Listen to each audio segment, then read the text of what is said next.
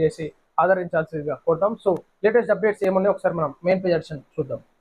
ఉపరాష్ట్రపతి పర్యటన ఏర్పాట్లపై సిఎస్ సమీక్ష. తెలంగాణలో మరోసారి ఉపరాష్ట్రపతి జగదీప్ ధన్ఖడ్ పర్యటించనున్నారు. మార్చి 2న రాష్ట్రానికి రానున్న నేపథ్యంలోనే అన్ని ఏర్పాట్లు పకడ్బందీగా చేయాలని ప్రభుత్వ ప్రధాన కార్యదర్శి శాంతికుమారి ఉన్నతాధికారులను ఆదేశించారు. సచివాలయంలో శుక్రవారం ఉన్నత స్థాయి అధికారులతో సమీక్ష నిర్వహించారు.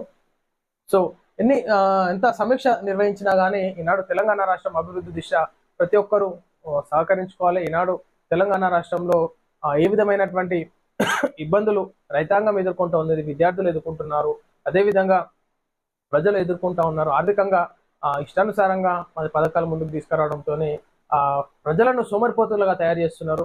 సో అదేవిధంగా ఈనాడు తెలంగాణ రాష్ట్రం అభివృద్ధి దిశ కేంద్రం కూడా సహకరించాలి. ఇతర రాష్ట్రాలకి బీజేపీ పాలిత రాష్ట్రాలకు ఒకలాగా, ఈనాడు కాంగ్రెస్ పాలిత రాష్ట్రాలను ఒకలాగా చూస్తూ ఉండడం కరెక్ట్ కాదు.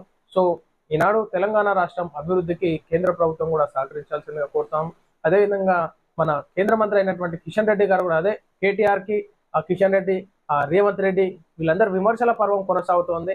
సో ఖచ్చితంగా రేవంత్ రెడ్డి గారు కూడా మరి కేంద్ర మంత్రి కిషన్ రెడ్డి గారు కూడా నిన్న లేఖ రాయడం జరిగింది. సో మీరు ఖచ్చితంగా సహకరించాలన్నట్టుగా, నేను ఖచ్చితంగా సహకరిస్తున్నాను, కానీ మీరు ఇష్టానుసారంగా మీరు ఎన్నికల మేనిఫెస్టోలో హామీలు ఇవ్వడం, కేంద్రం నుంచి అయితే మేము హామీలు ఇవ్వలేదు కదా.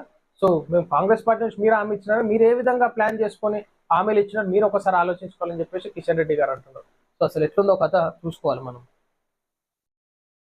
వరంగల్ ఇంటర్నేషనల్ ఎయిర్పోర్ట్ మామనూరు విమానాశ్రయం నిర్మాణానికి కేంద్రం రూట్ క్లియర్. వరంగల్ జిల్లా మామనూరులో కొత్త విమానాశ్రయం నిర్మాణానికి కీలక ముందడుగు పడింది. ఎయిర్పోర్ట్ అభివృద్ధిపై గత కొంతకాలంగా కొనసాగుతున్న కసరత్తులకు కేంద్ర ప్రభుత్వం గ్రీన్ సిగ్నల్ ఇచ్చింది. తెలంగాణ రాష్ట్ర ప్రభుత్వం మామనూరును విమానాశ్రయంగా అభివృద్ధి చేయాలని గతంలోనే ప్రతిపాదనలు పంపగా తాజాగా కేంద్రం దీనికి అంగీకారం తెలిపింది. ఏదైతే మనకి వరంగల్ ఎయిర్పోర్ట్ కూడా చాలా ఇంపార్టెంట్, ఎందుకంటే ఈనాడు మనం తెలంగాణ రాష్ట్రంలో ప్రజలు వేరే వేరే స్టేట్ల నుంచి రావడం కానీ, ఓన్లీ అక్కడ శంషాబాద్ ఎయిర్పోర్ట్ అంటే ట్రాఫిక్ జామ్ అవ్వడం కానీ జరుగుతుంది. సో అభివృద్ధి దృష్ట్యా ప్రజలకి అందుబాటులో దృష్ట్యా వరంగల్ ఎయిర్పోర్ట్ కూడా తొందరగా పునరుద్ధరించుకొని అక్కడి నుంచి కూడా పబ్లిక్ కి అందుబాటులో ట్రావెలింగ్ కి ఫెసిలిటీస్ ఇవ్వాల్సిందిగా కోరుతున్నాం. టన్నెల్లో సహాయక కార్యక్రమాలను స్వయంగా పర్యవేక్షిస్తున్న సింగరేణి ఎండి చైర్మన్ బలరాం. రాష్ట్ర ప్రభుత్వ ఆదేశాల మేరకు ఎస్ఎల్బిసి వద్ద కీలక రెస్క్యూ ఆపరేషన్లు సింగరేణి బృందాలు ఉత్సాహంగా పాల్గొంటున్నాయి. సాహసోపేతంగా సొరంగ మార్గంలో జరుగుతున్న రెస్క్యూ చర్యలను సంస్థ చైర్మన్ ఎండి బలరాం స్వయంగా పరిశీలించారు.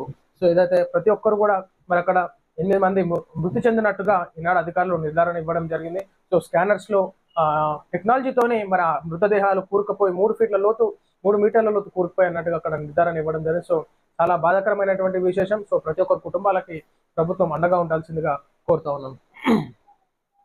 నేను కూడా సైన్స్ విద్యార్థినే. రాజకీయాల్లోకి ప్రవేశించే ముందు కొన్నాళ్ళు సైన్స్ అధ్యాపకుడిగా పనిచేశారని కేంద్ర మంత్రి రాజ్నాథ్ సింగ్ అన్నారు. జాతీయ సైన్స్ డే సందర్భంగా హైదరాబాద్ గచ్చిబౌలి స్టేడియంలో జరుగుతున్న నేషనల్ సైన్స్ డే ఎగ్జిబిషన్ కు కేంద్ర మంత్రి రాజ్నాథ్ సింగ్ సీఎం రేవంత్ రెడ్డి హాజరయ్యారు.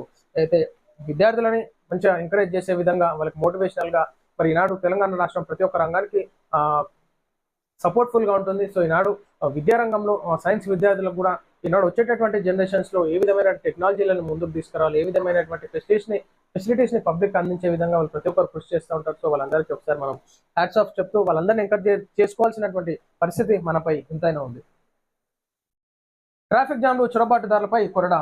ఢిల్లీలో శాంతి భద్రతల పరిస్థితిపై అమిత్ షా సమీక్ష. ఢిల్లీలో శాంతి భద్రతల పరిస్థితిపై శుక్రవారం నాడు ఇక్కడ జరిగిన అత్యున్నత స్థాయి సమావేశంలో అమిత్ షా సమీక్షించారు.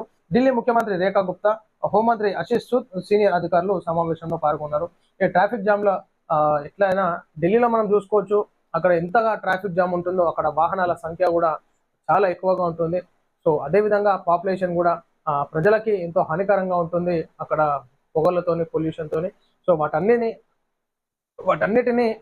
ఫేస్ చేయడానికి మరి నాడు సమీక్ష నిర్వహించడం జరిగింది. సో ఖచ్చితంగా ట్రాఫిక్ జామ్ లో కాకుండా పొల్యూషన్ లెస్ వెహికల్స్ ని వాడుకునే విధంగా ఎలక్ట్రానిక్ వెహికల్స్ కూడా మనకి ఈనాడు అందుబాటులో రావడం జరిగింది.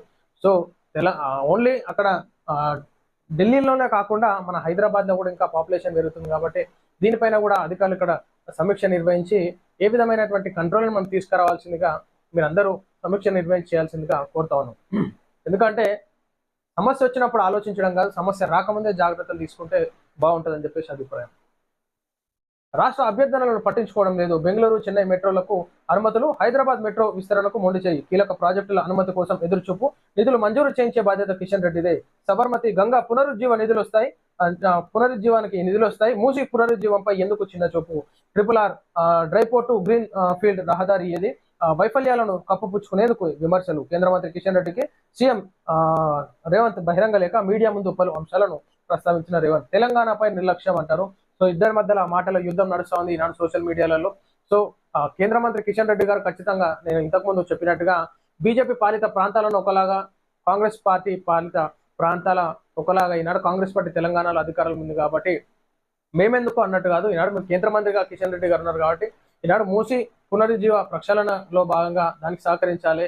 ఈనాడు మెట్రో పనులకి సహకరించాలి. తెలంగాణ రాష్ట్ర అభివృద్ధికి సహకరించాలి. దాంట్లో మీది కూడా కీలక రోల్ పోషించాల్సి ఉంటుంది కాబట్టి ఈనాడు తెలంగాణ రాష్ట్ర డెవలప్మెంట్ లో ప్రతి ఒక్కరూ సెంట్రల్ గవర్నమెంట్ కూడా సహకరించాల్సిందిగా కోరుతూ ఉన్నాం. రైతు భరోసా నిధులు విడుదల చేయండి, అధికారులకు డిప్యూటీ సీఎం బట్టి ఆదేశం. రాష్ట్రంలో 3 ఎకరాల వరకు రైతులకు రైతు భరోసా నిధులు వెంటనే విడుదల చేయాలని ఆర్థిక వ్యవసాయ శాఖ అధికారులకు డిప్యూటీ సీఎం మల్లు బట్టి విక్రమార్క ఆదేశించారు. లబ్ధిదారుల వివరాలు గ్రామాల్లో ప్రదర్శించాలని సూచించారు. ప్రజాభవన్లో నేడు స్పెషల్ చీఫ్ సెక్రటరీ రామకృష్ణారావు, వ్యవసాయ శాఖ principal secretary Raghunandan Rao, director గోపిలతో deputy CM రైతు భరోసాపై సమీక్ష సమావేశం నిర్వహించారు. సో 3 ఎకరాల వరకే. సో గత ప్రభుత్వం ప్రజాధనాన్ని దుర్వినియోగం చేసింది. 100 ఎకరాలకి పొలం లేని వాళ్ళకి, చెలకలకి, గుట్టలకి, రాళ్ళకి కూడా ఈనాడు ఫ్లాట్లు వెంచర్లు కొట్టినా కూడా, పొలాలు ఉన్నటువంటి జాలు వెంచర్లు కొట్టి ఫ్లాట్లు కొట్టినా వాటికి కూడా డబ్బులు పడడం జరిగింది. సో ప్రజాధనం దుర్వినియోగం. సో 3 ఎకరాల వరకే ఈనాడు రైతు భరోసా ఇచ్చేటటువంటి దానికి త్వరగా రైతుల అకౌంట్లలో ఈ యొక్క డబ్బులు జమ చేయాలన్నట్టుగా బట్టి విక్రమార్క గారు చెప్పడం జరిగింది. సో ఇప్పటికైనా ప్రజాధనం దుర్వినియోగం కాకుండా ప్రజల సొమ్మును తెలంగాణ రాష్ట్ర అభివృద్ధికి, ప్రజల గురించి ఆలోచించి ముందుకు తీసుకురావాల్సిందిగా కోరుతున్నాను. సో ఇది ప్రజలారా మనం చూస్తున్నాం ఈనాడు మన ప్రజావాణి తెలుగు దినపత్రికలోని మెయిన్ పేజ్ వార్తా విశేషాలు. సో ప్రతి ఒక్కరు ఈ యొక్క వీడియోని లైక్ చేసి సోషల్ మీడియాలో షేర్ చేసి ప్రమోట్ చేయవలసిందిగా కోరుతూ అందరికీ సెలవు. నమస్తే.